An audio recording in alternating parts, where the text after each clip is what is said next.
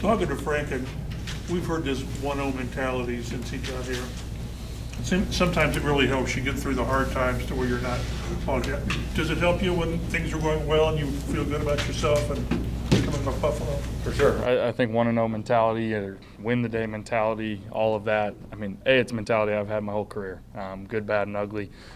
Just how do you get better that day? How do you focus on that day at hand? Coming off a big win, it definitely helps us. You know, we're a big emotional win, a lot invested into it, but hey, now we got to go prove it again. And we don't look towards next week. We don't look towards the rest of December. We look towards what's right in front of us, and we got to go earn it yet again.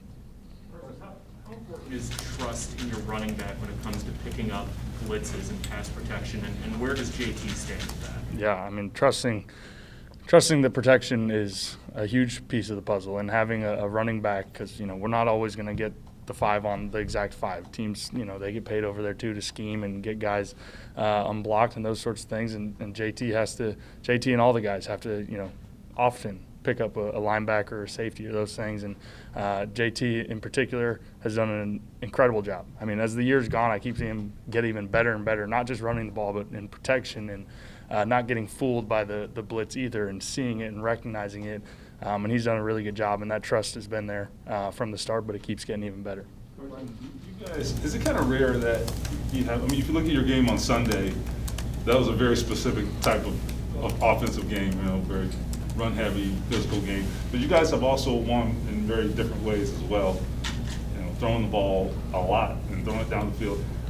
Is it kind of rare to be able to be adaptable like that to that level in this league? I think it's important in this league because every single Sunday, I mean, you're going to get a different game plan from the defense as well. And, you know, you're going to sometimes have weather, sometimes be in a dome. You know, you're going to have lots of different factors. And to be able to be in the middle of the game and, all right, we start to get a feel, hey, we can run the ball. And let's just keep doing it. Let's keep doing it. And guys were moving guys up front, creating space, and JT was doing his thing. So to be able to do that within a game is important. You know, every week you kind of have an idea of what, you know, your identity is going to be, but it's usually that first quarter, those first couple of drives. Let's see what we can do and where we're at, and then the rest is kind of predicated off of that. Did you guys anticipate it might be that kind of game? Thought there's a chance, you know, for sure. I mean, the whole goal was to establish up front, you know, and that's both passing. I mean, I thought we had a pretty good balance early, and then we realized, hey, we can run this ball, and JT was in the zone, and the guys up front were in the zone, and obviously we just kept going back to it. I know that it's week 12 and it's team, but is any part of you satisfied or fulfilled at how you're playing and where you're at now compared with a year ago at this time? It's a great question, and honestly, even you just saying week 12, it's gone so fast. That's one thing for me. I just blinked like the other day. I'm talking to my wife. I'm like, we only got a couple games left of the regular season, and it's gone fast. But to that point, you don't have time to think about all that stuff because we do have that 1-0 mentality every single week, and there's plays every single week that I'm beating myself up over. Hey, I missed this, or I missed this protection, or missed that throw. That should have been a touchdown or a turnover, or whatever it is. So I've really not had a lot of time to think about all that stuff. You know, I like where we're at as a team, and where we're heading and how we're trending. Well, you're in a playoff chase, whatever you want to call it. You're playing pretty well, and did you need something like that after last year? Yeah, I mean, I came in here obviously putting last year behind me, putting it to bed, and just getting a new fresh start, and, you know, obviously not starting the season as a team record-wise how we envisioned, but at the same time the way we've really hung together has been huge for me and for this team as we've gone now to where we're at today. I'm sorry. One thing with what Steve was saying, how it was such a sort of an aberration the way the game went, how much you were able to run. As an aggressive quarterback, did you ever think you could win a game throwing for 106 yards? It's a great question. It's a great question, and I'll tell you, it's a great feeling to be able to do that, to win a game and not have a lot asked of you. You know, obviously just to turn around and give it to 2-8 and him just do his thing time and time again. It was a lot of fun. You know, some people might say that was boring for me. I had a lot of fun back there. You know, I came in Monday morning feeling pretty good, which was nice. So, no, it's definitely unique. Every game's different. Sometimes we're going to have to throw for 400. Sometimes we're going to have to throw for 100. You know, that's just the way it goes. And we had a lot of fun getting it done out there on Sunday.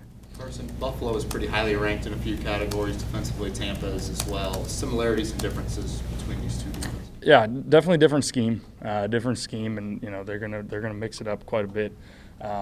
we'll see kind of where they fall. Getting some guys back healthy could help them as well, and what they do, whether it's more man zone coverage, those types of things. We'll have to see as the game goes. But it's a good defense. They definitely fly around. They make things really confusing on you.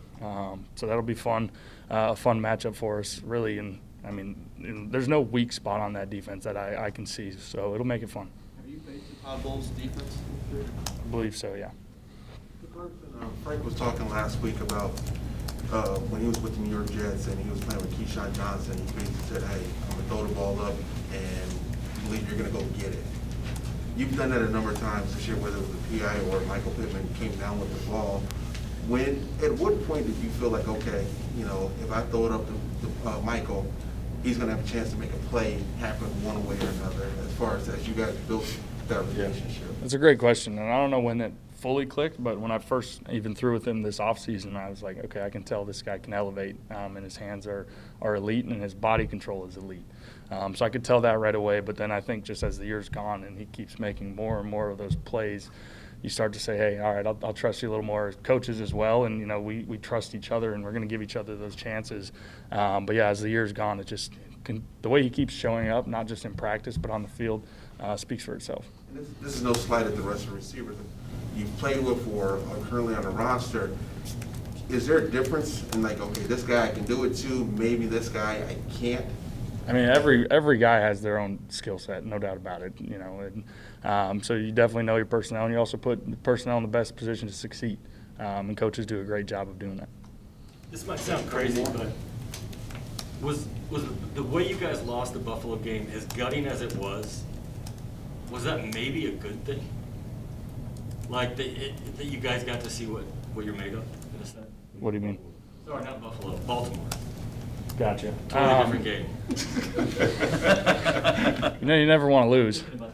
For starters, you never want to lose. But to come away from some of these losses and say, here's how close we were. Here's how close we were. And I think in those moments, that really defines a team and character. When you're squeezed, what's inside of you is going to come out. And so for us, it's how do we respond? How do we react? And I thought guys have rallied since then in a really positive way, found ways to win games, finish ball games, which we didn't do in that one. So we definitely learned a lot about ourselves from that one. You said all along that was the makeup of this locker room. Even when things were bad early this year, you had confidence. What do you think makes this locker room have that strength? Yeah, I got to give credit to Ballard and the whole organization putting the right guys in that locker room. And from that standpoint, then the leaders in that locker room, making sure everyone's on the same page. We're not looking behind us. We're not looking ahead of us. We're just going to be in the moment. So I really got to credit the leaders in that locker room, making sure we're all going forward.